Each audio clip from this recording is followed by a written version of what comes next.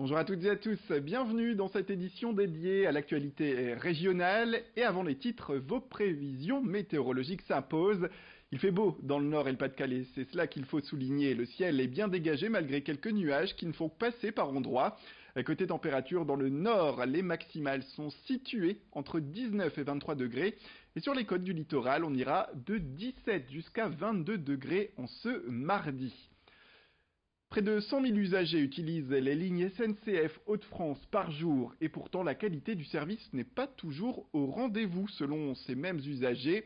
Dans la région, ce sont près de 20% des trains qui sont en retard sur certaines lignes. Alors pour améliorer le service, la région a décidé de proposer 20% de ces lignes à destination de la concurrence. Il faudra tout de même attendre fin 2022, début 2023 pour que cette concurrence soit active. À terme, elle devrait concerner des lignes comme Lille-Lens ou Lille-Béthune ou encore Lens-Paris. Franck Dersin, le vice-président au transport à la région, revient sur cette décision. Il n'y a pas de casse sociale. Le personnel de la SNCF sera repris aux mêmes conditions qu'actuellement. Nous y tenons et nous veillerons à cela. Le personnel est plutôt compétent. Moi, je ne mets pas en cause le personnel de la SNCF. Je mets en cause le fonctionnement, l'organisation de la SNCF. C'est la SNCF qui doit se remettre en cause. Les salariés sont plutôt des gens bien auxquels nous avons toute confiance. Avec le retour des températures printanières, le pollen est de retour également. Et pour les allergiques, eh bien, c'est à nouveau une période difficile. À l'heure où 30% des Français souffriraient de ces allergies, il faut savoir que de plus en plus de personnes seraient allergiques au pollen. Les raisons, ce sont l'hérédité notamment et les facteurs environnementaux comme la modification des habitudes de vie ou encore la pollution. Pour mieux comprendre ce problème, rencontre avec un médecin allergologue, ancienne chef du service allergologie de l'hôpital Saint-Vincent de Lille. Elle revient sur les symptômes. Cliniquement, il n'est pas toujours évident de faire la part des choses, mais le pollinique, par exemple, va avoir souvent une rhinoconjonctivite, c'est-à-dire le nez qui coule, des éternuements, un nez bouché, une irritation des yeux, une démangeaison dans la bouche, dans la gorge, dans les oreilles. Ça peut évoluer jusqu'à l'asthme. Ce sont classiquement les manifestations dues au pollen, le plus souvent. La première étape, c'est de dépister cette allergie, donc de la reconnaître cliniquement, puis de la dépister par un bilan allergologique. L'allergologue va faire des tests cutanés, va faire des dosages sanguins d'anticorps allergiques pour définir précisément les allergènes en cause et dans le décours pouvoir proposer un traitement. Place aux nouvelles technologies, la 5G n'est pas prévue pour le grand public avant 2020, mais elle fait déjà parler d'elle. Ce mardi matin, au Palais des Beaux-Arts de Lille, l'opérateur Orange a présenté toutes les possibilités qu'offre cette technologie, entre autres un réseau 10 fois plus rapide que l'actuel 4G, qui permettra par exemple de télécharger plus vite, mais aussi et surtout de développer des concepts innovants, comme permettre aux chirurgiens d'opérer à distance ou encore de piloter des voitures à distance. La 5G est en test, sachez-le, à Lille, à Nantes, à Paris et à Marseille depuis 1 an grâce à des émetteurs secrets. Les tests se termineront d'ailleurs à la fin du mois de mai et avant l'été, eh bien, les premiers clients d'Orange notamment pourront tester ce futur réseau.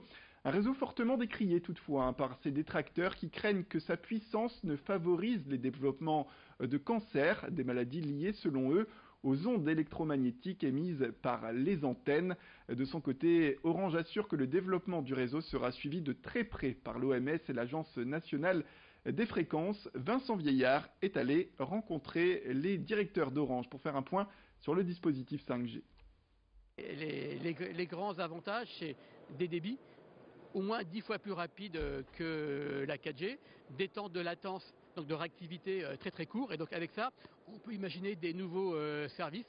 On parle beaucoup de voitures connectées. On parle aussi beaucoup par exemple, de télémédecine. On pourrait par exemple imaginer de pouvoir opérer à distance. Plein d'usages de ce type, tous les usages qui demandent à la fois d'avoir de gros débits et des temps de réactivité, de latence inférieurs à la milliseconde. On termine avec un peu de détente. La saison de pêche a repris pour l'amicale des pêcheurs de Vambrechy. Situé dans le parc du château de Robersart, ils sont presque 80 à pratiquer cette activité avec un principe, tous relâchent les poissons obtenus. Portrait du président de l'amicale, Jean-Michel Barbary.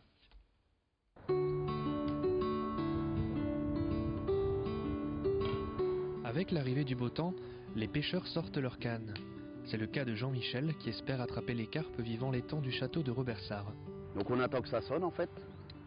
Et si jamais ça sonne, on se lève très vite en général. Et puis hop, on ferre et le combat commence, quoi. Ses meilleures prises, un brochet de 9,6 kg et une carpe de 14 kg. Souvent présents à bord de l'étang, les poissons n'ont plus de secret pour lui. Plusieurs spécimens qui vivent ici dépassent d'ailleurs les 16 kg. Du coup, Jean-Michel ne compte pas se limiter à son palmarès. J'ai ma carte d'ici depuis 73 et je suis président depuis 25 ans. On se connaît tous plus ou moins, c'est convivialité, pas de prise de tête, tranquille. La pêche quoi, le plaisir. Tous les moyens sont bons pour attirer les plus gros poissons, souvent capricieux. Fini les verres et place aux appâts ayant un goût de tutti frutti, épicé et même un goût à la fraise. Il y a toute une panelle d'arômes et de parfums, de taille. Et après, bien sûr, il y a le plaisir de les faire soi-même aussi. Après, il y a l'art, évidemment, mais déjà faire des bons montages, observer et surtout être patient. Donc là, ensuite, après, on ramène, on tend un peu le fil. Voilà, on le pose dessus. Passionné depuis toujours, Jean-Michel a transmis le goût de la pêche à la ligne à son fils et à sa fille qui pêchent à ses côtés. En tant que président de l'amicale des pêcheurs de Vambrochy, il dirige d'ailleurs un collectif de 80 pêcheurs de plusieurs générations différentes. Il transmet ainsi sa passion aux plus jeunes. Le plaisir d'être un pêcheur pour moi, c'est d'être en osmose avec la nature, d'être très bien. On est bien au bord de l'eau, les oiseaux, tout ça. La belle vie, quoi. Voilà, c'est la fin de cette édition. Merci à toutes et à tous de nous avoir suivis. Restez avec nous, l'information continue.